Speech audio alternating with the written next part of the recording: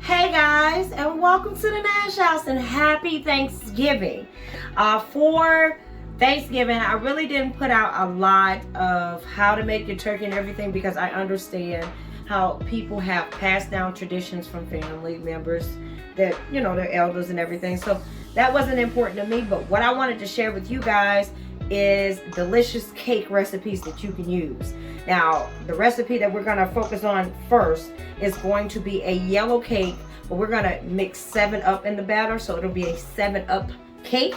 And then we're going to do the marble cake, and we're using Pillsbury. Now, if you do need any pointers for your holiday meal, we will put down in the description box the link for our easy baked mac and cheese recipe and our potato salad. Let's get started.